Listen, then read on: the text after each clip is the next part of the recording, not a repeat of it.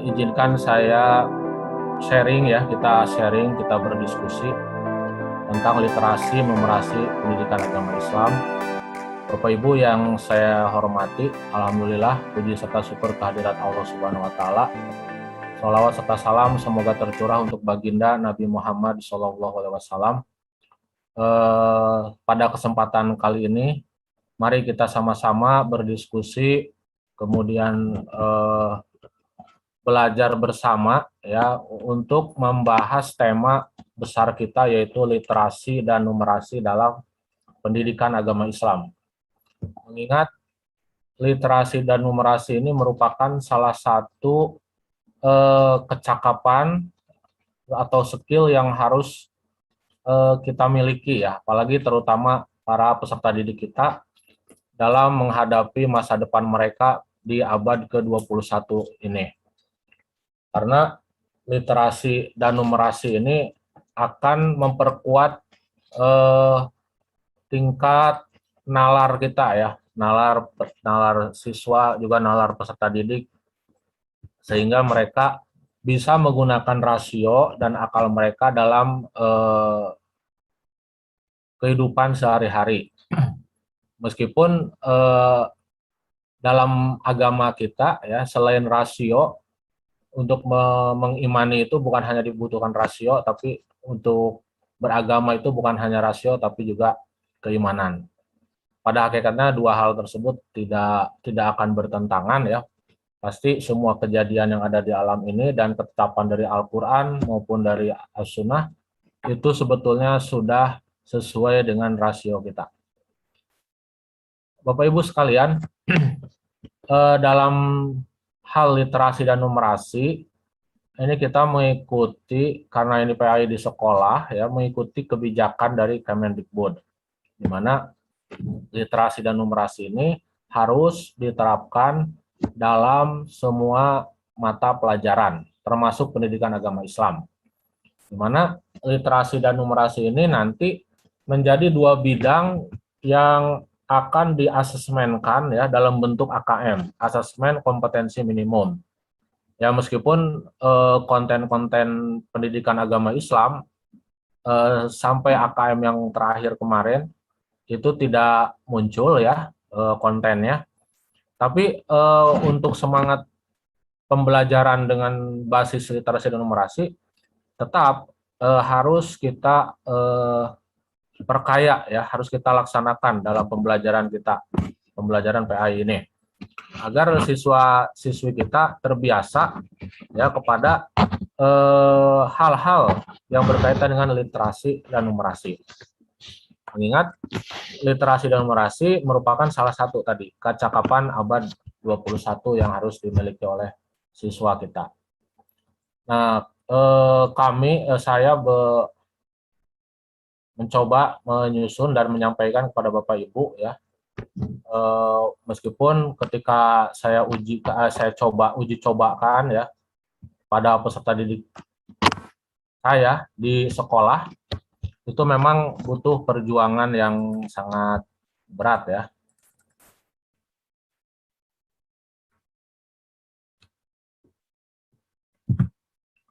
Nah, kita kembali kepada dalil Al-Quran ya, yang mengatakan surat Al-Alaq ayat 1, ini ayat yang sangat populer bagi kita.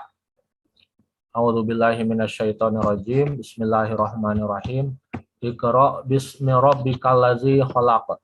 Nah, ini merupakan sebuah perintah kepada kita untuk membaca. Atau dengan kata lain, Allah itu sudah memerintahkan nabinya ya untuk berliterasi, membaca. Nah, maka ada bagi kita, sebetulnya literasi itu bukan ilmu baru ya bagi kita umat Islam. Itu sudah ada sejak ratusan tahun, bahkan menjadi kunci pada ayat yang pertama diturunkan oleh Allah Subhanahu wa taala. Di mana literasi sendiri berasal dari bahasa Latin ya kalau nggak salah, yang artinya belajar. Literasi itu belajar. Belajar, literat berarti seorang pembelajar. Kemudian dikaitkan dengan dari Allah, Iqra, bacalah, ya membaca. Jadi kaitannya sangat dekat sekali antara membaca dengan belajar dan juga dengan literasi. Nah, kemudian kalau numerasi sendiri, banyak ayat Al-Quran yang membahas atau membicarakan tentang numerasi, tentang angka-angka. Ya, salah satunya ayat yang turun di awal ini, ya, Al-Muzammil, ayat 2 sampai 4. Di situ Allah berbicara tentang bilangan, ya, kumilaila ila qalila. Nah, bangunlah waktu malam, kemudian nisfahu, setengahnya atau sebagian awin kus atau kurang dari itu. Nah, ini sudah merupakan isinya angka, ya, isinya bilangan, setengah, kemudian kurang dari itu, lebih dari itu, sedikit, banyak, paling sedikit, paling banyak, nah, dan lain-lain. Angka 19 misalnya disebut berulang-ulang, dan seterusnya. Artinya bahwa literasi dan numerasi itu sebetulnya adalah ilmu kita, ya, ilmunya orang Islam. Kemudian dengan ini kita bisa berjaya, ya, sepanjang beratus-ratus tahun dengan membiasakan literasi dan numerasi. Kita berjaya pada masa Nabi Muhammad SAW hidup, kemudian dia teruskan dengan Khulafaur Rasyidin, kemudian kejayaan dilanjutkan dengan masa Bani Umayyah di Damaskus, kemudian Bani Abbasiyah di Baghdad, lalu diteruskan ke Bani Umayyah di Cordova, ya kan, di Andalusia. Kemudian masih dilanjutkan dengan terakhir di Turki Utsmani 1924, baru tuh, ya, kejayaan Islam mulai surut sampai hari ini. Nah, maka untuk membangkitkan generasi Muslim kita, alangkah baiknya dan memang sudah seharusnya anak-anak kita dididik untuk memahami literasi ini dan membiasakan literasi, sehingga mereka mau membaca sejarah masa lalu, masa lampau, kemudian memprediksi, ya, berdasarkan dari memprediksi masa yang akan datang, kemudian mau berbuat untuk masa depan. Itu dengan literasi. Tanpa anak punya kemampuan literasi, kemudian mereka ingin informasi yang instan, akhirnya berbau hoax, sehingga mereka tidak membiasakan untuk membaca. Ya, apa-apa diterima begitu saja bulat-bulat ditelan tanpa dikunyah terlebih dahulu. Sehingga mereka tidak pernah tabayun akhirnya. Ujung-ujungnya selalu mengedepankan prasangka atau hoax itu tadi. Nah, apalagi sekarang, ya, zamannya pencitraan, kemudian kita kadang suka tertipu dengan pencitraan-pencitraan tersebut. Maka kalau kita membiasakan berliterasi, kemudian mengupas dan membahas segala sesuatu, maka kita akan punya dasar pijakan untuk bersikap, ya, untuk bersikap. Nah, sikap inilah, sikap keagamaan inilah yang memang diperlukan, dibutuhkan, ya. Bagaimana sekarang isunya seperti misalnya ada moderasi beragama, gitu. Jangan salah persepsi juga, bukan moderasi Islam. Islam tuh tidak bisa dimoderasi. Dari Allah tuh, ya, 4 rakaat sholat zuhur, gitu. Tidak bisa dimoderasi, gitu, ya. Tapi kalau beragama, cara beragamanya, ya, itu dikembalikan lagi kepada penganutnya masing-masing. Maka istilah moderasi itu tepatnya moderasi beragama, ya, bukan moderasi Islam. Islam itu, ya, tidak sesuatu yang tidak bisa dirubah. Semuanya itu sudah dari Allah, dari Al-Quran. Nah, kemudian pada hari ini kita sebetulnya ingin punya tujuan 3 hal dari sikap, pengetahuan, dan keterampilan para guru. Dari sikap yang pertama, dari pengetahuan dulu tentunya, ya, ini kebalik, memahami konsep pembelajaran literasi dan numerasi. Jadi, bagaimana menerapkan literasi numerasi dalam pembelajaran. Meskipun yang saya alami memang butuh waktu, karena mereka tidak terbiasa, apalagi tadi sudah terjadi PJJ, lost learning, ya, ditambah lagi harus literasi numerasi, memang harus agak sabar. Tapi tidak apa-apa, justru harus kita nikmati prosesnya itu semua sebagai suatu hal yang menyenangkan, ya, mengajar itu menyenangkan bagi kita, bukan beban, bukan sekedar kewajiban. Apalagi bagi yang sudah sertifikasi, misalnya kalau nggak ngajar 24 jam nanti nggak cair, bukan ke arah sana. Itu hanya dampak saja, ya. Sertifikasi itu adalah dampak, akibat.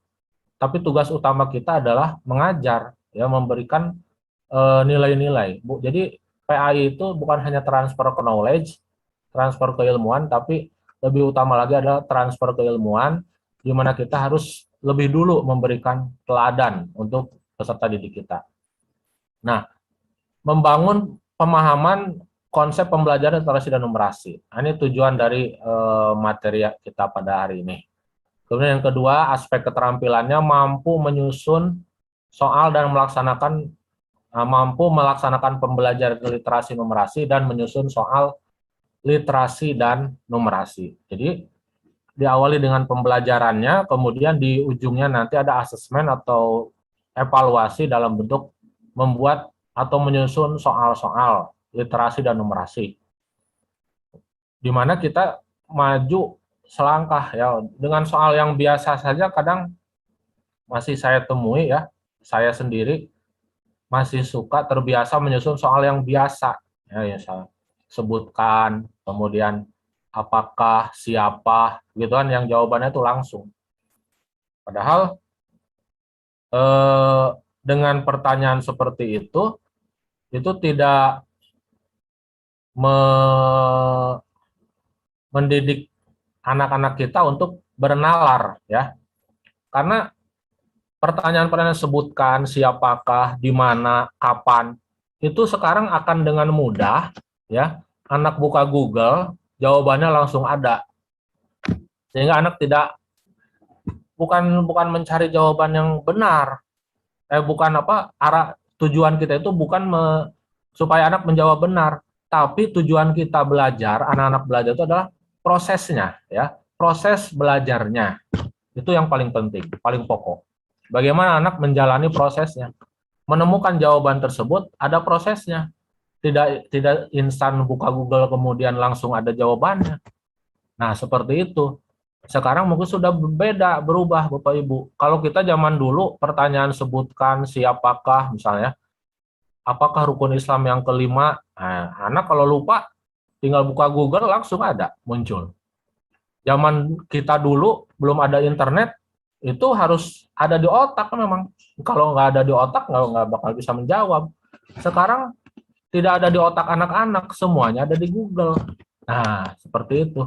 Maka, ya, kemampuan bernalar itu harus terus ditingkatkan. Keterampilan literasi numerasi ini untuk meningkatkan daya analisis anak, kemudian daya kreasi anak, dan daya evaluasi anak dalam memandang soal atau berbagai macam permasalahan. Itu yang sekarang sangat diperlukan, ya, dalam menghadapi tantangan zaman. Sehingga ketika mereka masuk ke dunia nyata, dunia masyarakat, kemampuan tersebut akan sangat bermanfaat, ya. Ketika kita bekerja, ya, bukan hanya pengetahuan hafalan yang kita miliki itu, tapi juga yang paling penting adalah bernalar. Sehingga dihadapkan dengan soal apapun itu bisa dipecahkan permasalahannya. Nah, dengan adanya pengetahuan keterampilan diharapkan muncullah sikap, ya, senang dan antusias melaksanakan pembelajaran literasi numerasi pada mata pelajaran pendidikan agama Islam dan budi pekerti. Jadi untuk bisa berhasil ini semua, kita harus memiliki sikap senang, ya, dan antusias melaksanakan pembelajaran tersebut. Bapak Ibu yang dimuliakan oleh Allah, maka tiga inilah yang menjadi bahasan kita, ya, mudah-mudahan tercapai. Konsep literasi numerasi, kemudian strateginya bagaimana dalam pembelajaran, lalu bagaimana mengadaptasi literasi numerasi pada pendidikan agama Islam dan budi pekerti. Kemudian, ini kita kepada konsep terlebih dahulu. Landasan filosofisnya dan juga idealnya ini seperti ini. Saya mengambil konsep literasi menurut Kemendikbud, ya.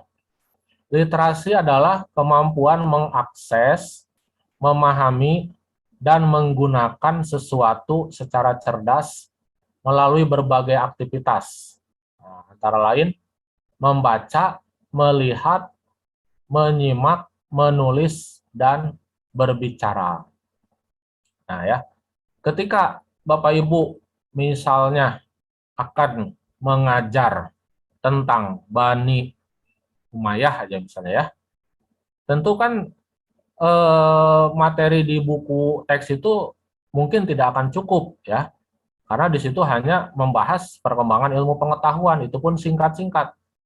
Nah, disitulah sebetulnya kemudian Bapak Ibu mencari sumber lain, misalnya di perpustakaan atau di koleksi buku Bapak Ibu, ya, atau membuka internet Google, ya, jurnal-jurnal kita buka, kemudian website atau sumber-sumber bacaan lainnya yang ada di Google. Nah, ya. Nah, aktivitas Bapak Ibu tersebut sebetulnya itu sudah merupakan aktivitas literasi, ya. Berarti Bapak Ibu sudah punya kemampuan mengakses, memahami dan menggunakan suatu secara cerdas melalui berbagai aktivitas. Ya, ketika dihadapkan suatu permasalahan, Bapak Ibu searching di Google misalnya, lalu dibaca, dilihat, disimak, kemudian ditulis ulang oleh Bapak Ibu. Nah, menjadi sebuah PowerPoint misalnya, PPT. Lalu disampaikan, diajarkan kepada anak-anak. Itu sudah aktivitas berliterasi. Nah, oleh karena itu, pembelajaran hari ini ya paradigmanya adalah berpusat kepada peserta didik. Jadi, peserta didiklah yang harusnya motor cina komnya rusak.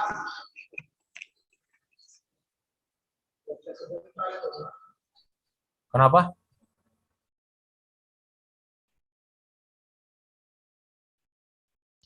Ya, lanjut. Nggak kelihatan?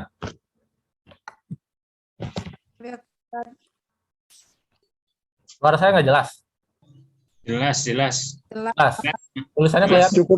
Cukup jelas, cukup jelas. Saya lanjutkan lagi ya. Mohon maaf. Nah, jadi begitu. Peserta didik pun ketika Bapak Ibu ingin menerapkan literasi, nah, itu mereka yang mencari ya, bukan kita suapi ya. Misalnya ibarat makanan mah mereka yang harus menyiapkan berasnya gitu kan. Kemudian dimasak, dikasih bumbu. Lalu baru setelah jadi dimakan. Ya. Kalau saya kan lebih sering ya, itu pengen jalur cepat, memberikan materi, kemudian bla bla bla, ngomong, selesai. Ya. Nah, kita kebanyakan seperti itu. Ya, saya khususnya ya. Nah, dengan adanya pemahaman kita terhadap literasi, maka kita berikan, misalnya kelas, setelah terlebih dahulu kita ungkapkan masalah, ya. Misalnya mau berbicara tentang akhlak, tema misalnya sopan santun ya dan rasa malu. Nah itu bisa anak-anak itu mencari sendiri ilmu dan bahannya melalui pembagian kelompok. Ya, misalnya kita bagi 4 kelompok. Ya, misalnya kita bagi 4 kelompok kelas, kemudian diberi tugas masing-masing. Jadi kita pandu tugasnya itu. Misal satu anak membahas tentang rasa malu, ya satu kelompok lagi membahas sopan santun, satu kelompok lagi membahas tata krama misalnya. Lalu apa produknya? Nah, ciri khas paradigma baru itu, pembelajaran paradigma baru itu ya memang sebetulnya dari dulu juga. Sekarang lebih difokuskan kepada adanya produk atau adanya hasil yang nanti akan menjadi portofolio anak itu, ya.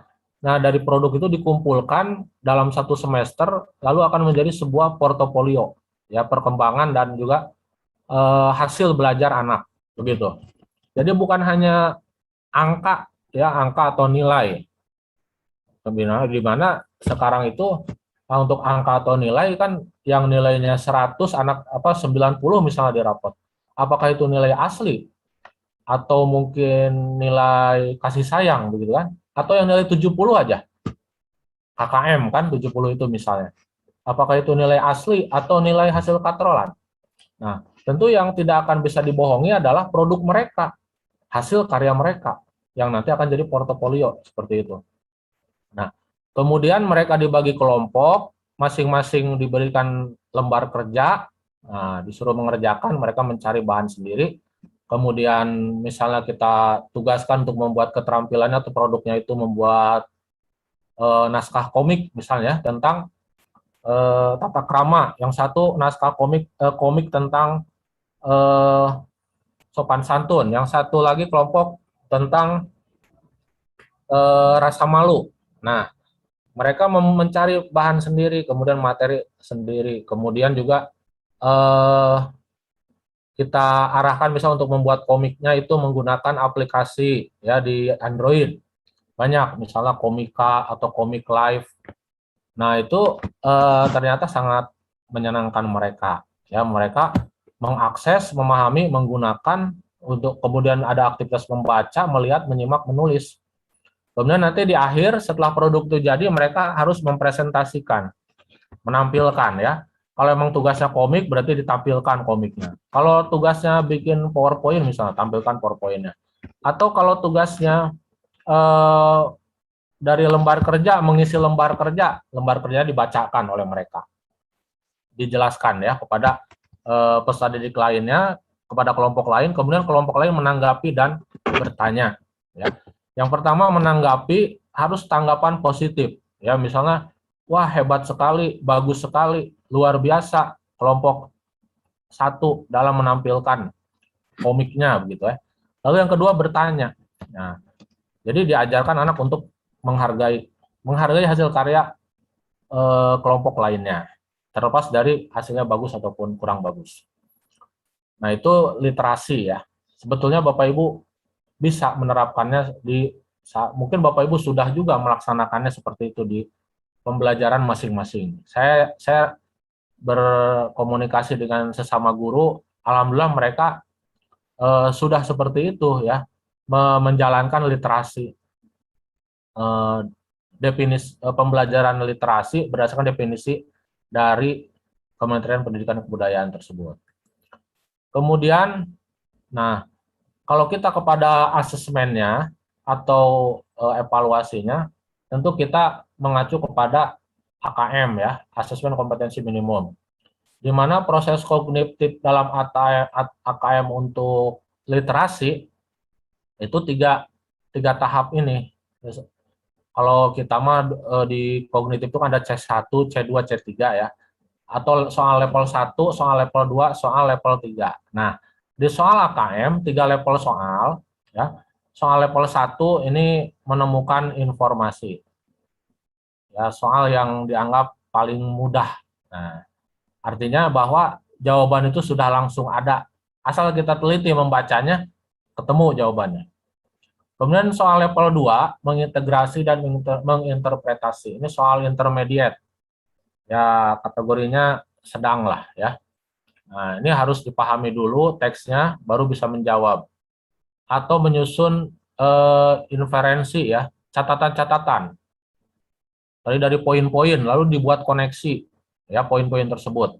Kemudian diprediksi, nah, baik teks tunggal maupun teks jamak.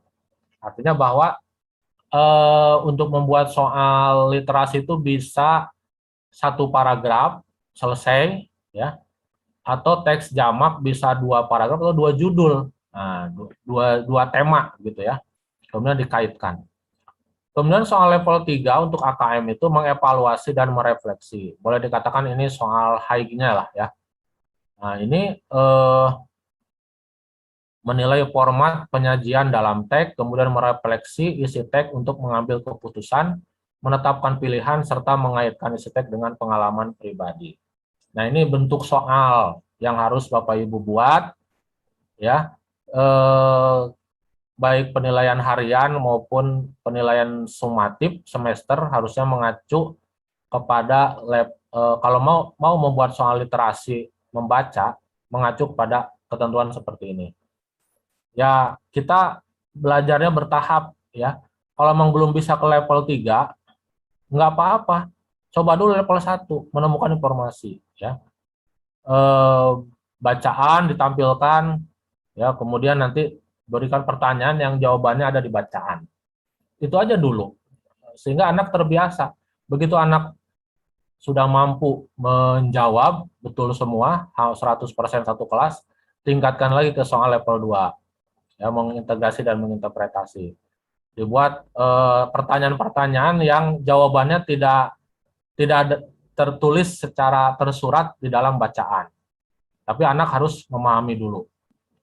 Membaca dulu bacaannya secara utuh, lalu bisa mengintegrasi, ya, menginterpretasi dari bacaan tersebut. Setelah itu bisa dikuasai 100% anak, maka kita boleh membuat soal level 3, mengevaluasi dan merefleksi. Ya, karena memang kemampuan rata-rata anak kita berdasarkan hasil PISA itu ada di level 1 dan level 2. Mayoritas di level 1, sebagian di level 2, sangat sedikit ada di level 3. Tentu kita tidak semudah membalik telapak tangan membuat anak-anak kita untuk mampu mengerjakan soal level 3. Nah, kita biasakan dulu. Ya, apalagi anak-anak kita yang terbiasa dengan soal yang pendek. Mereka males baca. Ya, soalnya pendek. Soal panjang udah ngeluh gitu kan. Ya, seperti Bapak Ibu yang tes P3K ya kemarin. Oh iya, PAI mah nggak ada ya. Atau Bapak Ibu lihat soal-soal tes P3K itu bisa seperti itulah ya. Bacaannya banyak, panjang lebar, kemudian kita disuruh menjawab berdasarkan bacaan tersebut. Selanjutnya, jenis teks pada AKM ya. Sumbernya ada teks tunggal atau teks jamak, kemudian formatnya continue, non-continue, campuran. Continue itu artinya satu bacaan bisa 2-3 pertanyaan, ya. Kemudian non-continue satu bacaan 1 pertanyaan. Kemudian campuran itu bisa 2 bacaan, kemudian 1 pertanyaan atau 2 pertanyaan. Ya. Kemudian tipenya fiksi dan non-fiksi. Nah, bisa fiksi itu karangan, non-fiksi itu memang kita mengutip dari fakta atau berita yang ada. Lalu konteksnya bisa pribadi atau personal, bisa tentang berbicara tokoh, ya, biografi personal, bisa juga sains, nah, ilmu pengetahuan, misalnya kejadian langit dan bumi, atau pecahnya langit berdasarkan sains misalnya ya. Apakah mungkin langit itu terpecah dan planet bertabrakan? Nah, ini bisa diungkap di sini. Atau konteks sosial budaya, ya, ini berkaitan dengan akhlak, Islam di Nusantara misalnya ya, atau masuknya Islam ke Indonesia, ini bisa ke sini masuk. Jadi berbagai macam jenis teks pada AKM. Selanjutnya,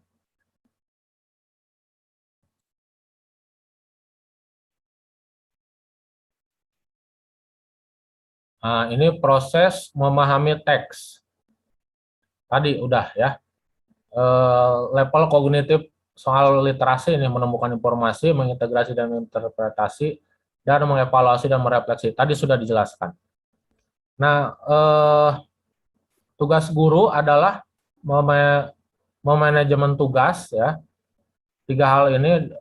Jadi yang pertama menentukan tujuan-tujuan dan berbagai rencana yang akan diambil dengan kita melakukan pembelajaran literasi dan membuat soal literasi. Kemudian mengawasi dan mengatur. Artinya bahwa kita harus benar-benar membimbing, ya. Ketika kita memberikan pembelajaran literasi ataupun numerasi, kemudian kita sajikan lembar kerja berupa soal-soal, itu memang kita sebagai guru harus satu-satu ya ke satu kelompok sampai paham dulu. Lama memahamkannya, ya. Apalagi murid saya ya kebanyakan dari pelosok gitu kan, yang orang tuanya juga sibuk di sawah, boro-boro sempat ngasih wawasan ke mereka. Jadi kita sebagai guru lebih lama lagi diam di satu kelompok itu karena mereka nggak ngerti-ngerti ya dengan pertanyaan tersebut, dengan pertanyaan yang ada di LK. Kemudian pindah lagi ke kelompok lain, ya, harus kita pahamkan. Nah, memang di situ kita harus sabar. Nah, itulah dalam rangka menyiapkan kecakapan hidup abad ke-21. Seperti itu. yang harus berpikir kritis, kreatif, melakukan riset dan inquiry, ya menemukan inquiry itu, lalu berinisiatif dan teguh, menggunakan informasi dengan bijak, berpikir sistematis, berkomunikasi efektif dan merefleksi. Ya, seperti itu. Lalu bagaimana penguatan literasi pada mapel PAI? Ada 5 langkah ya kalau saya simpulkan. Yang pertama adalah memetakan dan mempelajari kompetensi dasar yang akan diajarkan. Ini sudah pasti, ini menjadi akarnya di sini, fondasi ya. Semuanya berangkat dari KD. Ya. Untuk literasi, saya merasa yakin bahwa semua KD ini bisa diterapkan untuk pembelajaran literasi, ya materi apapun. Untuk apa mempelajari KD? Untuk memahami apa kompetensi yang perlu dicapai peserta didik, serta apa tipe teks yang akan diajarkan. Tadi tipe teks itu mana? Nah, ya tipenya fiksi atau non fiksi, gitu ya. Kalau saya kebanyakan menyadur dari internet, ya non fiksi atau dari buku yang saya miliki untuk membuat sumber bacaan literasi itu. Kalau non fiksi, Bapak Ibu bisa mengarang ya, bisa mengarang atau menyadur cerita ya, cerita atau kisah-kisah yang memang fiksi misalnya ya. Tapi PAI kebanyakan non fiksinya. Kemudian setelah KD ketemu, misalnya akan diajarkan kompetensi dasar tentang jamak takhir ya, soal jamak takhir. Kemudian teksnya apa nih? Nah, ini bisa fiksi, bisa kita ngarangkan perjalanan seseorang dari mana ke mana, begitu kan? Itu fiksi. Atau juga fakta atau non fiksi, misalnya memang kisah nyata bahwa kita pernah dulu kemarin ke Jogja jalan-jalan, studi tour.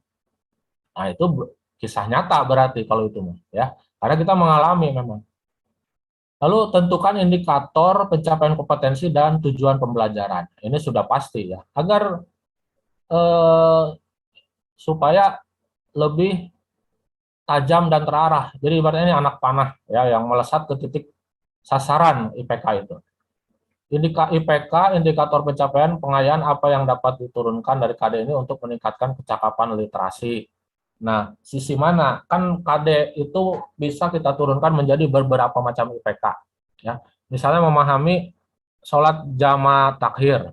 Nah, di indikator mana yang akan kita masuki kecakapan literasi? Bisa salah satu atau bisa semua IPK kita masuki. Ya, seperti itu. Kemudian kegiatan pembelajaran apa saja yang dapat dikembangkan dan indikator pengayaan tersebut. Sama ya. Apa kegiatan pembelajaran untuk peserta didik yang membutuhkan pendampingan?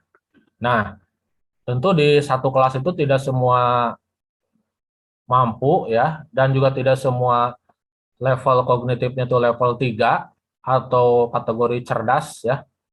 Ada juga anak-anak yang perlu kita dampingi dan mereka bahkan kita jelaskan harus berkali-kali. Nah, itulah fungsinya kita sebagai guru fasilitator untuk membimbing mereka sambil juga mendorong anak-anak yang sudah paham lebih dulu untuk mengajari mereka yang belum paham.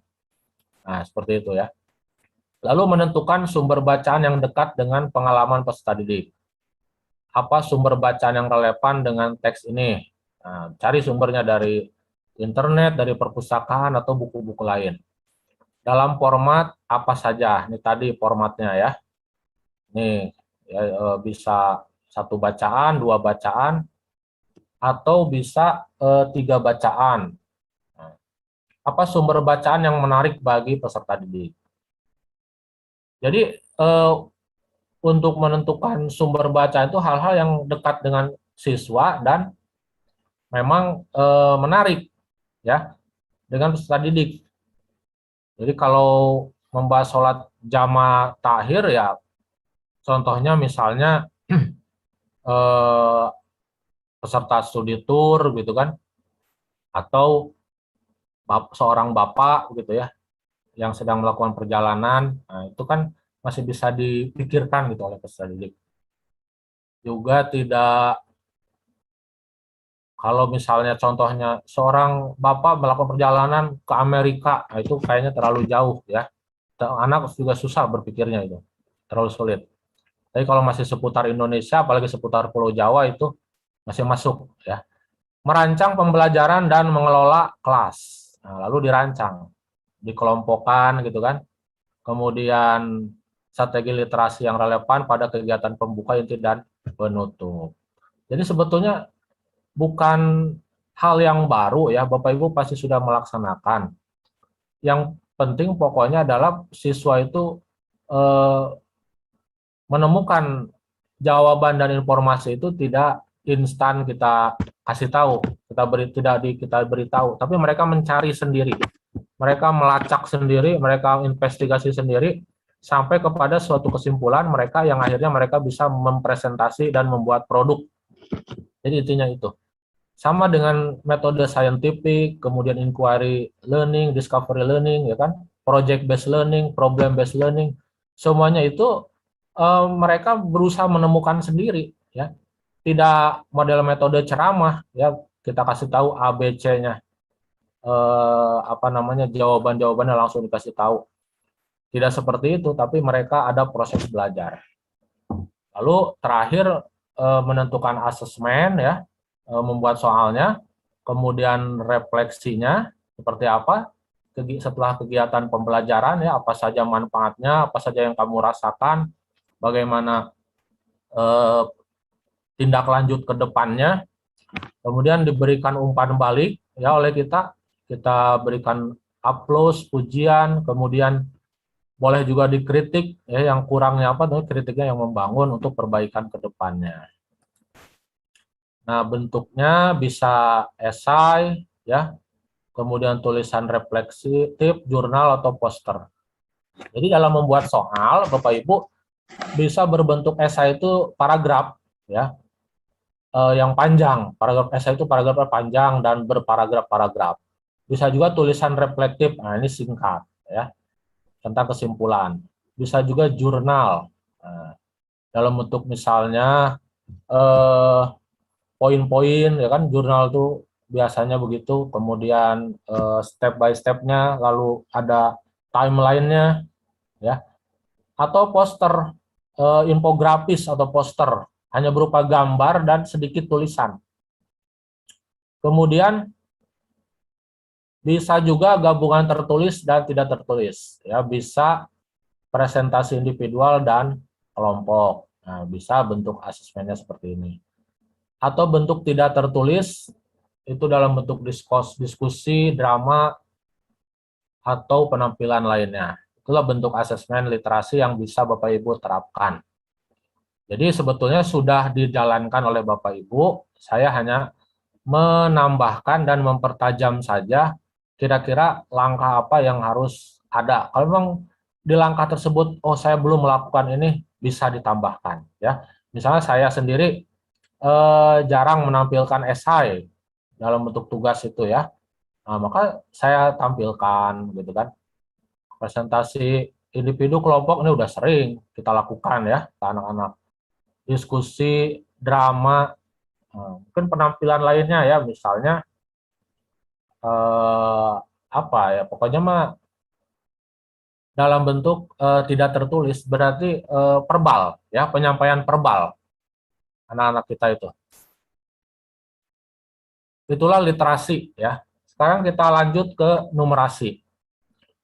Numerasi disebut juga literasi numerasi atau literasi matematik ya, dapat diartikan sebagai kemampuan untuk mengaplikasikan konsep dan keterampilan matematik untuk memecahkan masalah praktis dalam berbagai ragam konteks kehidupan sehari-hari. Misalnya di rumah, pekerjaan, dan partisipasi dalam kehidupan masyarakat dan sebagai warga negara. Nah, jadi numerasi ini atau disebut juga literasi matematik, bukan mapel matematiknya, bukan ya, tapi konsep dan keterampilan matematik. Nah, untuk memecahkan masalah praktis. Nah, kalau yang saya pahami, konsep dan keterampilan matematika itu yang paling dasar itu adalah penjumlahan, pengurangan, kemudian pembagian, perkalian. Ya, paling besar, paling kecil, kemudian rata-rata. Nah, jadi hal yang seperti itu. Tidak kepada misalnya aljabarnya ya, mencari X, mencari Y, atau mencari tangen, kotangen, ya, sinus, kosinus, trigonometri, dan seterusnya, dan lain. Itu ada di matematik, di mata pelajaran matematiknya. Tapi bagi kita di pelajaran pendidikan agama Islam, bagaimana konsep dan keterampilan matematika itu bisa berguna untuk memecahkan masalah yang ada di PAI. Misalnya apa? Misalnya zakat, kemudian jamak takhir ya, tentang menghitung jarak, kemudian apa namanya, warisan, gitu kan, dan lain-lain. Jadi numerasi itu bukan milik matematika dan bukan milik guru mata pelajaran matematik. Numerasi juga milik PAI. Intinya itu. Jadi kita pun harus punya kemampuan, termasuk anak juga, untuk menerapkan numerasi ini dalam memecahkan masalah sehari-hari. Dan numerasi juga termasuk kemampuan untuk menganalisis dan menginterpretasi informasi kuantitatif yang terdapat di sekeliling kita yang ditampilkan dalam berbagai bentuk. Nah, jadi nanti Bapak Ibu dalam membuat soal numerasi PAI bisa menampilkan grafik, kemudian tabel, bagan, dan lain-lain ya. Kemudian digunakan interpretasi hasil analisis tersebut untuk memprediksi dan mengambil keputusan atau menjawab permasalahan atau soal yang ada. Ini langkahnya sama ya, seperti tadi. Dalam penguatan numerasi di pembelajaran PAI, memilih KD. Nah, untuk KD yang berkaitan dengan numerasi di PAI, kalau saya masih menemukan hanya KD-KD tertentu saja yang bisa dinumerasi ya. Mungkin karena keterbatasan dan kemampuan pengetahuan saya dalam menerjemahkan setiap kompetensi dasar tersebut ya. Kalaupun coba dibuat soal numerasi, itu akhirnya ke matematik ya. Misalnya saya pernah membuat soal disuruh membuat soal numerasi iman kepada hari akhir. Iman kepada malaikat, ya, iman kepada malaikat. Itu sangat sulit sekali karena berkaitan dengan akidah, ya, kadang yang nggak bisa dihitung itu secara matematik. Ya, akhirnya saya buat soalnya kecepatan cahaya yang sama dengan kecepatan malaikat karena malaikat diciptakan dari cahaya. Nah, tapi akhirnya ujung-ujungnya jadi ke matematik atau ke fisika. Nah, tentu itu tidak diharapkan ya, karena itu bidang matematika atau fisika, menghitung kecepatan itu, meter per detik. Nah, itu bidangnya matematik atau fisika. Tapi kalau PAI ini apa namanya, untuk menggugah nilai, ya, misalnya mau disorot tentang kejujuran, ya, kejujuran seorang pedagang, ya, kemudian ada malaikat yang menyaksikan.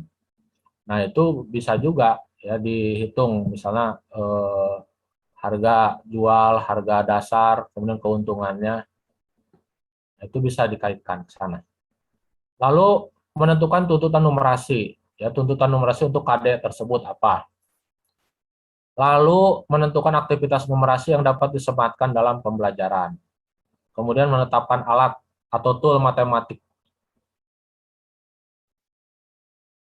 Ini area identifikasi yang ada yang relevan, ya, ini seperti ini. Paling PAI itu area fokusnya nggak sampai ke sini ya. Perhitungan dan penalaran. Ini kan area fokus numerasi secara umum. Nah, kalau PAI, aspek numerasi mana? Paling menerapkan konsep bilangan bulat, ya, memperkirakan atau menaksir dan memecahkan masalah. Kemudian menerapkan penjumlahan, pengurangan, perkalian, dan pembagian. Nah, pecahan juga bisa kalau dia di materi zakat, itu bisa pecahan, desimal, persentase ya. Memahami uang dan keuangan juga bisa di materi zakat. Tapi menerapkan di materi jujur misalnya agak sulit juga ya, pecahan dan desimal itu. Jadi tidak semua KD memang bisa dipakai menjadi numerasi. kemudian bangun ruang 3D. Nah, jadi Bapak Ibu bisa memperkirakan dan memilih aspek numerasi mana yang bisa dimasukkan ke dalam KD-KD PAI tersebut. Nah, dianalisis dan dipetakan. Nah, ini harusnya tugas kita sebagai guru PAI, menganalisis dan memetakan KD mana yang bisa dinumerasi. Nah, sebagai contoh ya, contohnya. Sebagai contoh, ambil sebuah KD dari mata pelajaran PAI kelas 7, misalnya KD 310. Tentang ketentuan sholat jamak qashar. Dalam materi KD ini dapat diidentifikasi beberapa kata kunci yang berkaitan dengan aspek numerasi, seperti peta, ya, pemetaan, kemudian posisi peta, atau memperkirakan, menaksir, dan memecahkan masalah. Ini aspek numerasi yang ada di KD sholat jamak qashar. Siswa dituntut, apa tuntutannya? Melihat jarak suatu tempat dalam peta. Bisa juga menghitungnya dari skala peta. Nah, artinya jarak di peta misalnya 5 cm, kemudian skalanya berapa? 1/100.000, ya artinya 1 cm sama dengan 100.000 cm. Nah, kita bisa menghitung jaraknya itu, jarak sebenarnya berapa. Nah, kemudian nanti karena untuk di zaman qashar itu ada ketentuan kilometernya ya, berapa kilometer yang boleh dijamah di qashar, sehingga siswa bisa menentukan, oh berarti dengan melihat peta, kemudian diukur sekian senti, jarak di peta, kemudian jarak sebenarnya sekian kilometer, sehingga perjalanan saya ini harus jamak dan qashar, gitu. Serta menentukan boleh menjamah atau tidak. Nah, keputusan boleh menjamah atau tidak setelah siswa menghitung jarak di peta, jarak sebenarnya, ya, dengan membandingkan skala yang ada di peta. Di samping itu, dalam materi KD ini, siswa dituntut mampu memperkirakan waktu yang dibutuhkan dan menyelesaikan permasalahan sholat apa yang harus dijamah dan diqashar. Nah, jadi sholat lohor kah, asar kah, maghrib, isya, atau subuh mah enggak. Nah, di antara 4 sholat tersebut ya. Nah, bisa juga siswa yang belum paham ilmunya, subuh juga dijamah diqashar. Nah, ya kita nanti meluruskannya ya. Lalu yang kedua, apa tuntutan numerasinya? Ini tadi kan memperkirakan, menaksir, dan memecahkan masalah. Kemudian fokus pada visualisasi peta. Nah, nanti anak diminta untuk membuka Google Map peta. Nah, di situ berapa senti. Tapi sekarang Google sekarang udah canggih, tidak perlu kita menghitung skala dan menghitung jarak sebenarnya, di Google langsung muncul ya. Bapak ketik aja, Ibu Bapak ketik misalnya jarak Jakarta Surabaya, itu langsung keluar ya jaraknya. Tidak perlu kalau dulu kan di SD atau di SMP kita menghitung peta ya, sekian senti, maka harus dibandingkan skalanya. Lalu yang ketiga, tuntutan numerasinya ya. Nah, ini aktivitas pembelajaran yang bisa, ini contoh saja ya, tidak harus seperti ini, tapi ini hanya salah satu strategi saja aktivitas pembelajaran.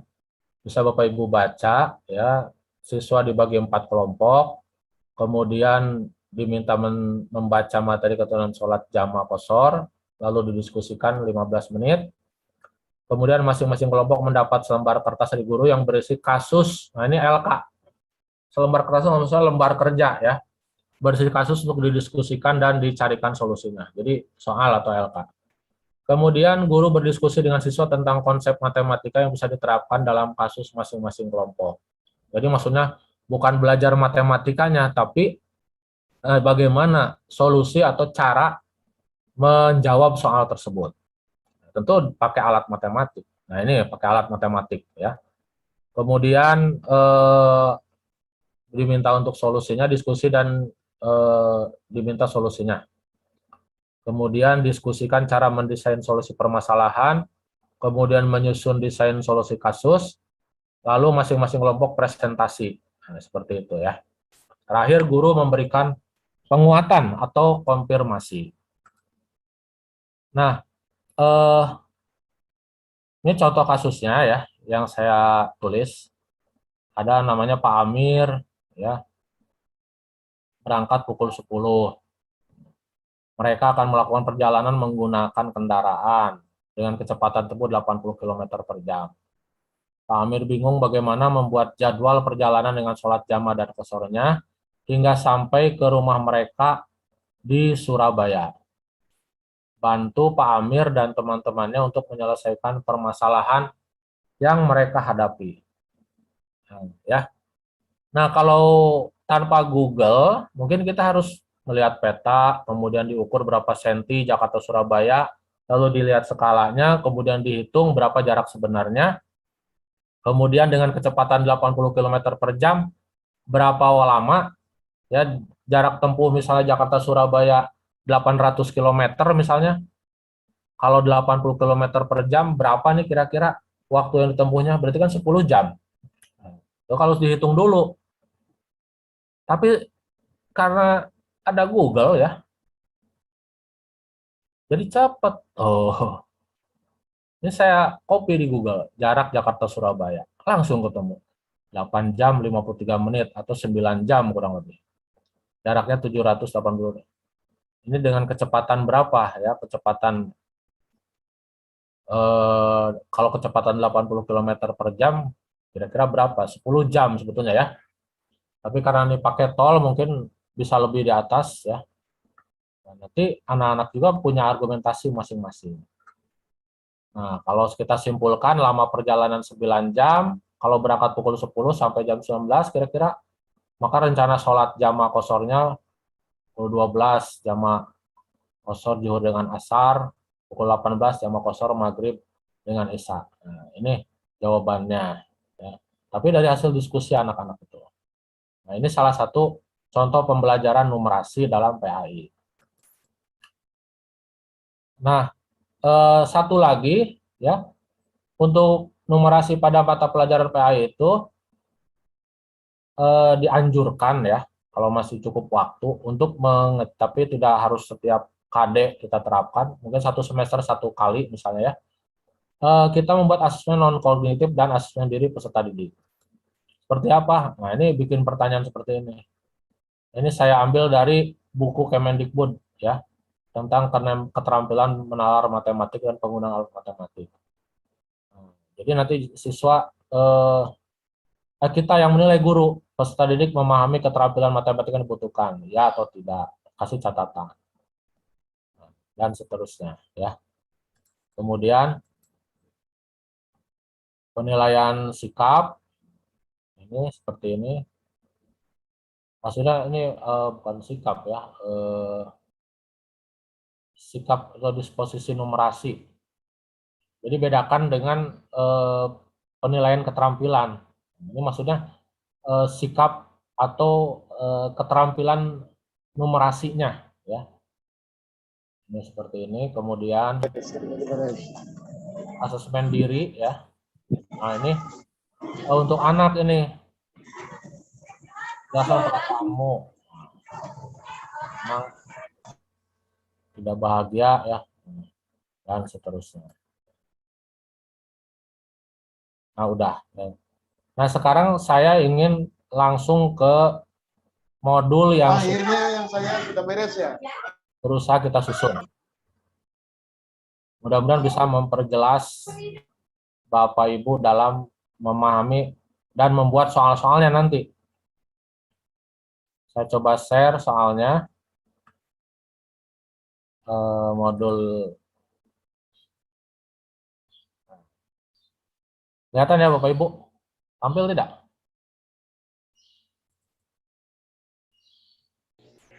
Ya, tampil. Kelihatan ya? Ya. Nah, ini nanti saya bagikan contoh soalnya ya, modul. Ini inspirasi soal literasi dan numerasi pendidikan agama Islam dan budi pekerti. Belum tentu mata pelajaran selain IPA, Bahasa Indonesia, Matematika punya ini. Kayaknya hanya PAI yang punya. Coba aja tanyakan ya. Kalau udah ada yang punya berarti bagus. Berarti PAI nggak sendirian. Nah, ini ada kata pengantarnya, nggak perlu. Ini saya buat contohnya hanya sedikit ya. Sebenarnya masih banyak soal-soalnya. Tapi ini mudah-mudahan menjadi inspirasi buat Bapak Ibu menyusunnya. Dan Bapak Ibu nanti di rumah masing-masing bisa menyusun juga soal-soal literasi numerasi sendiri. Kemudian boleh dikirim ke saya untuk saya review ya. Saya review dan kita berbagilah sharing ya. Ini desainnya dari Bu An-An nih yang desain, bagus. Nah, misalnya ini soal literasi kelas 7 tentang toharoh ini ya. Ini saya mengambil dari portal madura.com ya, tentang mengapa air liur anjing najis dalam Islam. Ini sebabnya. Ini yang namanya teks informasi ya, non fiksi.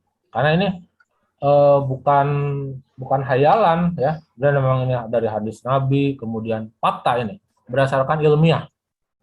Ya. Nah, kalau berdasarkan agama ya kan harus dicuci, najis anjing itu dicuci 7 kali dan salah satunya dengan debu. Kemudian kalau menurut ilmu pengetahuan, anjing membawa sejumlah bakteri dan virus dalam air liur mereka. Ini saya singkat membacanya ya, karena saya udah pernah membaca. Kalau anak harus baca dari awal. Membaca dari awal aja belum tentu paham anak. Harus 2 kali, 3 kali baca. Sama, saya juga harus 2, 3 kali baca, baru paham. Tapi nanti seiring dengan kita sering membaca, ya, maka kita akan bisa tahu triknya, ya. Jadi membaca itu ada membaca cepat kan dalam bahasa Indonesia. Mungkin Bapak Ibu pernah belajar atau kuliah bahasa Indonesia, scanning namanya. Kita kalau mungkin untuk anak SMP masih susah diterapkannya. Walaupun ada materinya ya, di bahasa Indonesia scanning itu ada materinya. Nah, kita bisa membaca cepat, kemudian langsung menemukan informasi apa yang pokoknya. Nah, terbukti secara ilmiah bahwa anjing membawa sejumlah bakteri dan virus. Nah, tidak bisa dibersihkan wadah bekas jilat anjing itu kecuali mencucinya beberapa kali dan 1 kali dengan tanah. Kenapa dengan tanah? Ternyata tanah itu mengandung disinfektan, ya, seperti itu. Sehingga membunuh bakteri patogen yang ada dalam liur anjing. Subhanallah. Nah, ini isi bacaannya, teksnya. Lalu soalnya seperti ini. Di zaman modern ini sudah banyak terdapat sabun atau obat kesehatan, pembasmi bakteri atau virus. Untuk menghilangkan jilatan anjing tersebut, bisakah tanah digantikan dengan sabun? Apa alasannya? Jadi jawabannya ada 2, bisa atau tidak, gitu kan? Nah, maka Bapak Ibu menyusun pilihan gandanya itu bisa dan tidak. Kalau bisa ya tidaknya ada 2, bisanya ada 2, gitu. Kemudian kalau bisa ini panjangnya sama nih, ya. Harusnya panjangnya sama ini. Cuman karena kehabisan ide, terus harus cepat-cepat juga beres. Udah ini aja. Karena Rasulullah sudah memerintahkannya seperti itu. B, bisa karena sabun dan disinfektan lainnya lebih cepat dan bersih dalam menghilangkan jilatan anjing. C, tidak, karena setelah diteliti ternyata tanah mengandung disinfektan alami dan jika tanah ini dicampur dengan bakteri dan kuman, maka kuman itu akan hilang segera. D, bisa, karena bakteri dan virus dalam air liur anjing bisa hilang dengan cara dicuci memakai air saja. Nah, berdasarkan tulisan ini yang di atas, jawabannya mana? Nah, tentu ini kita membutuhkan membaca naskah ini, teks ini, kemudian menginferensi. Nah, ini soal level 2.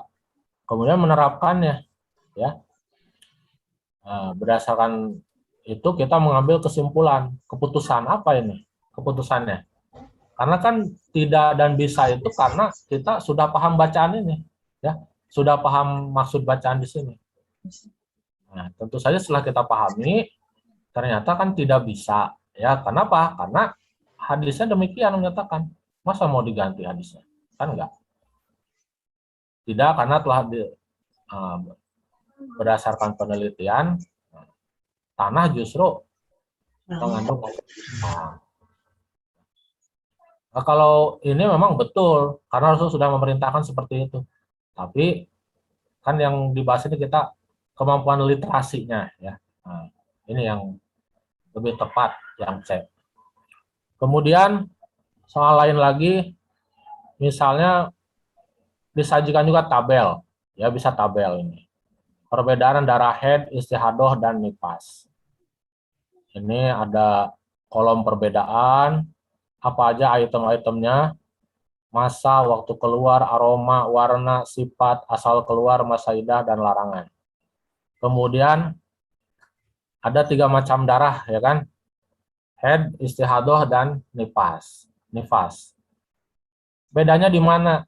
Masanya yang berbeda. Haid itu 1-15 hari, istihadoh tidak tentu, nifas 40-60 hari. Nah, Bapak Ibu, anak disuruh membaca tabel ini, saya sampai 1 atau 2 jam pelajaran, 1 jam pelajaran, ya, disuruh anak membaca tabel. Ya, rata-rata mereka bingung, ya. Mereka membacanya begini ke bawah, ada juga yang langsung ke sini, gitu ya. Begitu ditanya, mereka nggak paham. Nah, kemampuan literasi anak bisa kita latih dengan menampilkan tabel seperti ini. Salah satu contoh saja ini. Kemudian anak disuruh menjabarkan. Coba misalnya, ini apa ya, informasi apa yang bisa kamu dapat tentang masalah waktu, perbedaan waktu atau masa antara haid, istihadah, dan nifas. Nah, anak yang saya alami, ya, anak tersebut lama mencari jawabannya, ya, bingung. Nah, itu nggak apa-apa, sambil kita bimbing mereka, sehingga mereka nanti akan terbiasa membaca tabel. Apalagi kelas 7, seperti tadi, ya, di kata Bu Haji Susi, kelas 7 ada sekitar berapa orang itu yang belum bisa membaca. Jangankan membaca tabel, ya, mengeja huruf aja juga nggak bisa. Itu ada, ya, di saya juga ada, udah kelas 8, masih belum bisa membaca juga. Nah, itu memang perlu penanganan khusus seorang guru. Kalau saya pernah itu menangani, ya, saya kasih buku bacalah, ya, mungkin Bapak Ibu yang ngajar di TPA atau dengan metode IKRO, itu bisa pakai buku bacalah, itu cepet, ya, karangan AMM Jogja itu huruf Latin, itu bukan Arab, ya, bacalah itu mempermudah, mempercepat anak untuk bisa belajar membaca. Tapi kalau sudah dibimbing berkali-kali ternyata anak tidak bisa membaca juga, mungkin ada kelainan itu, ya, ada penyakit yang harus diterapi lebih lanjut. Nah, waktu keluar haid itu tertentu, kalau istihadoh tidak tentu, nifas sebelum atau sesudah melahirkan. Kemudian aromanya, ya, nah ini saya ambil dari buku, ya, belum pernah.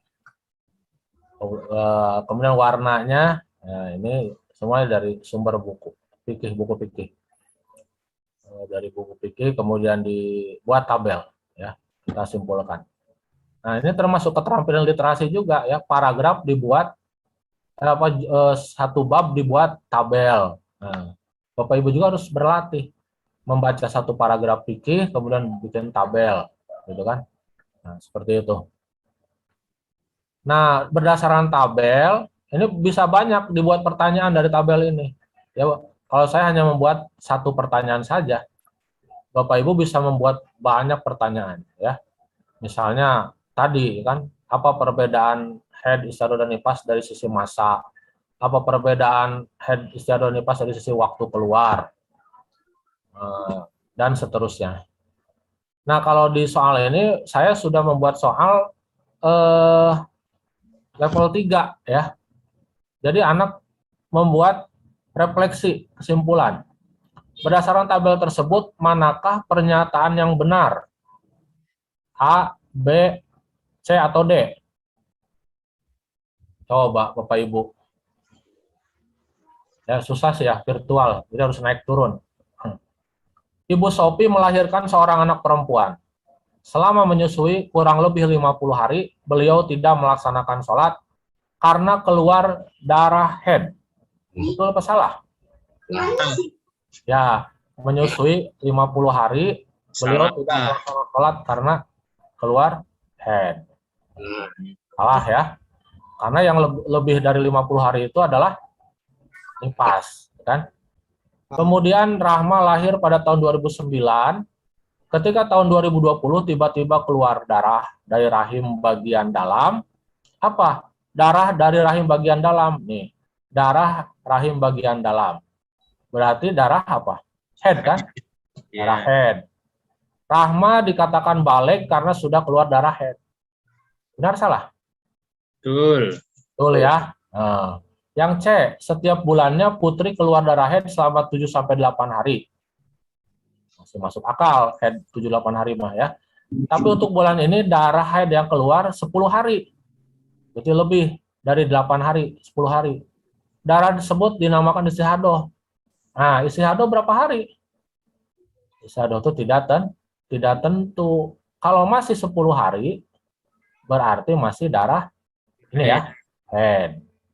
Itu salah nih yang C. Yang D, Aisyah sedang mengalami masa haid.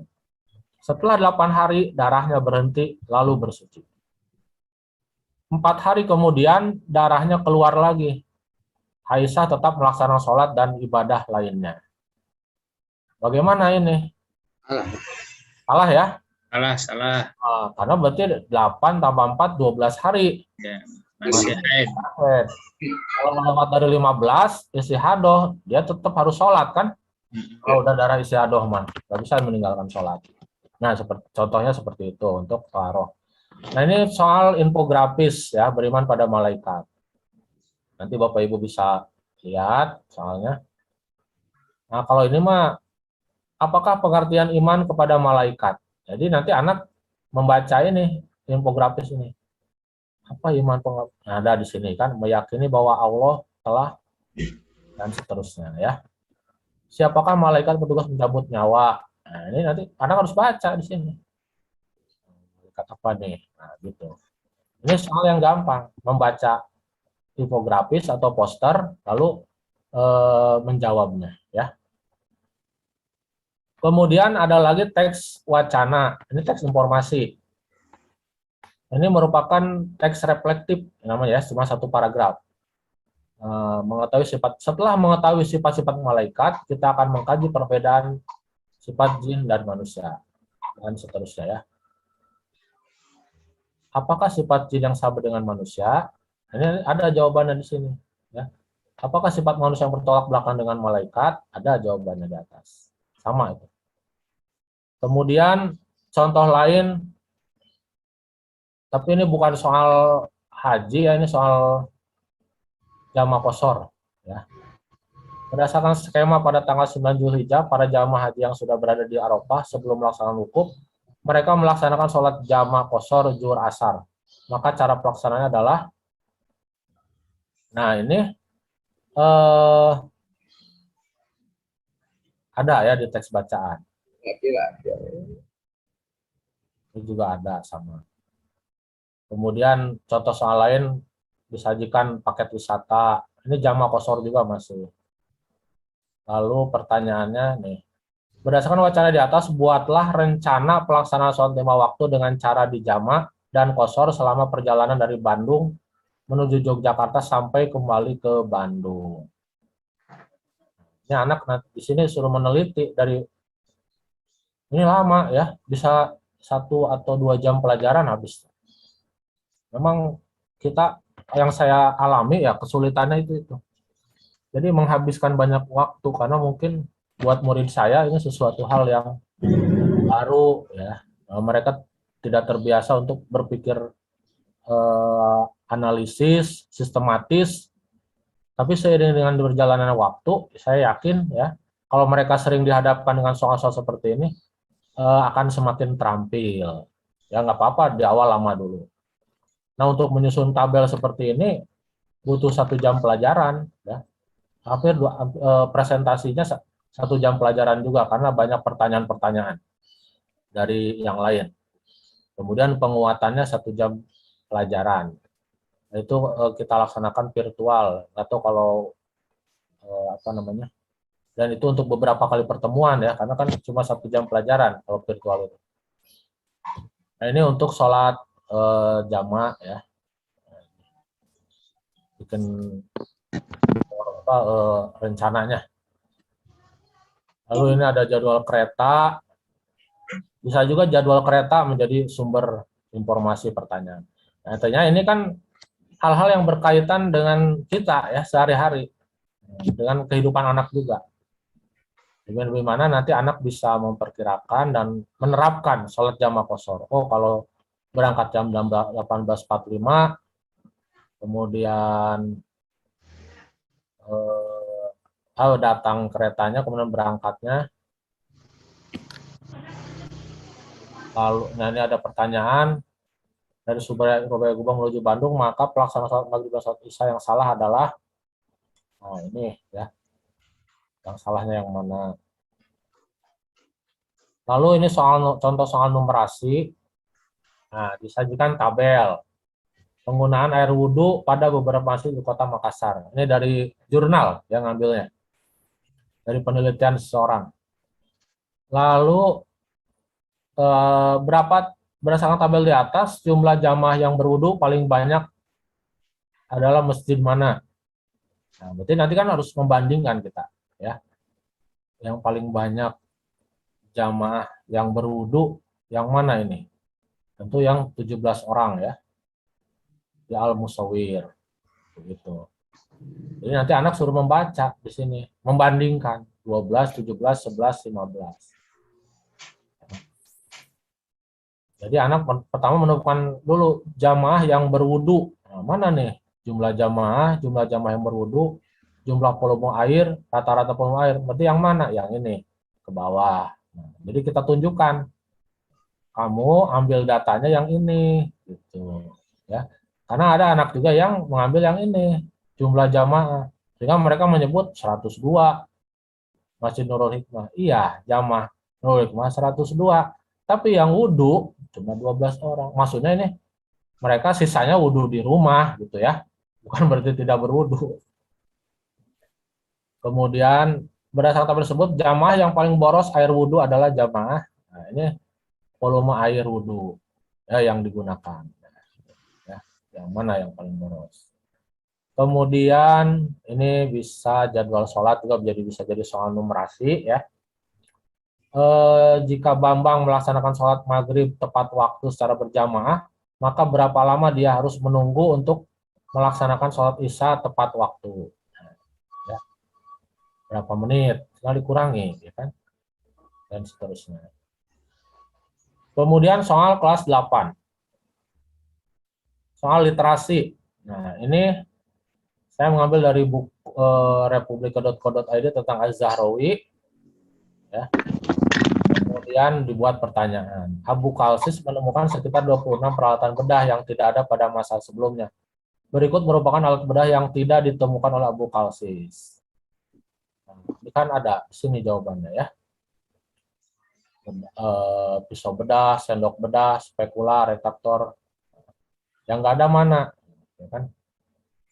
Terus Abu Kalsis banyak berjasa terhadap perkembangan kedokteran modern. Salah satunya menemukan benang bedah yang berdampak pada apa? Benang bedah ya, dibuat dari jaringan hewan, kemudian diterima oleh tubuh manusia serta halal ya. Benang bedah diterima oleh tubuh manusia. Benang bedah halal untuk muslim.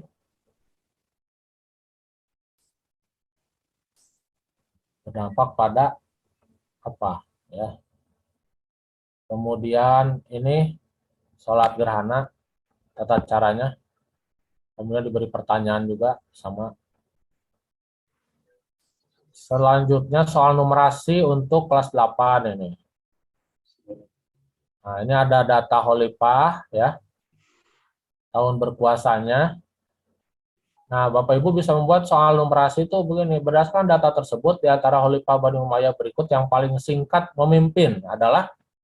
Jadi nanti anak harus membaca. Nah, yang paling sebentar mana nih, gitu kan? Ini dikurangi ini 2 tahun. 680 kurang 660, 20 tahun, dan seterusnya. Nanti dibandingkan, kemudian mengambil kesimpulan, siapa yang paling singkat memimpin. Nah, ini soal level 3, begini-begini juga. Sepertinya gampang, padahal anak harus menghitung dulu, kemudian membandingkan, kemudian yang ketiga, menyimpulkan. Kemudian soal yang nomor 2, maka khalifah yang tidak memimpin kurang dari 3 tahun adalah, sama, caranya seperti nomor 1. Kemudian nomor 3, berdasarkan data tersebut, di antara khalifah Bani Umayyah berikut yang paling lama memimpin adalah, nah dari 4 orang ini yang paling lama siapa? Berarti harus melihat tabel juga. Selanjutnya soal literasi kelas 9. Contohnya, nah ini tentang kejadian bukti ilmiah ya. Fakta ilmiah di alam, kemudian dikaitkan dengan hari kiamat apa? Ini teks tunggal dan reflektif, sangat singkat. Kemudian ini contoh soal numerasi yang lain, ini soal level 3 ya, karena anak membaca teks, kemudian menerjemahkan teks, kemudian mengambil kesimpulan atau mengambil sikap terhadap teks tersebut. Nah, ini nomor 1, dan pernyataan berikut yang benar adalah gitu ya. Kemudian contoh terakhir, ini saya lewat, soal numerasi. Nah, ini bisa diambil soal zakat ya. Ini contohnya. Ada data sebuah desa dengan penghasilannya masing-masing. Ada juga yang tidak bekerja, ada yang jadi amil zakat ya. Jadi nanti pertanyaannya diarahkan ke tabel ini nanti. Kemudian dikasih keterangan ya, nisab dan lain sebagainya. Lalu masuklah pertanyaan, benar atau salah. Pak Joko memiliki 4 anak yang masih duduk di bangku sekolah dan sudah berhutang sebesar 30 juta untuk membiayai anaknya sekolah dan membayar cicilan motor anaknya. Selama pandemi, dalam kondisi seperti ini Pak Joko termasuk mustahik zakat. Benar atau salah? Nah, ini kan masalah-masalah yang ada. Masalah yang kita ciptakan. Ini memang fiksi ya, ini sebetulnya hayalan datanya juga. Tapi bisa dijadikan soal. Ini soal pilihan ganda, soal esai, kemudian jawabannya ya. Ini masih bisa diperdebatkan ya. Kalau ini katanya benar menurut saya sih cenderung ke salah ini ya. Ini soal dari pengawas. Saya sadur, saya copy yang nomor 1 ini. Nah, ini jawaban-jawabannya. Nah, barangkali itu untuk contoh soal AKM, literasi dan moderasi. Ternyata sudah jam 3 ya. Kita hanya punya waktu sekitar 15 menit lagi. Bapak Ibu, mungkin itu yang bisa disampaikan sebagai inspirasi buat Bapak Ibu dalam membuat belajar dulu ya, melaksanakan pembelajaran literasi dan numerasi. Kemudian membuat soal-soal yang level 1 dulu. Insya Allah dengan seiring kita sering melakukan, maka akan menjadi mahir atau bisa. Tapi kalau kita nggak pernah mencoba, tentu kita tidak akan pernah bisa. Jangan takut salah, ya, karena yang sempurna itu hanya Allah. Sifatnya selalu salah. Kalaupun salah, ya kita bisa memperbaikinya terus-menerus sambil kita evaluasi dan evaluasi terus. Barangkali itu Pak Tajudin yang bisa saya sampaikan. Mohon maaf terlalu panjang lebar ya. Mungkin Bapak Ibu juga kalau belum paham nanti bisa kita dan bahas lagi masalah literasi dan numerasi ini. Terima kasih Pak Tajudin.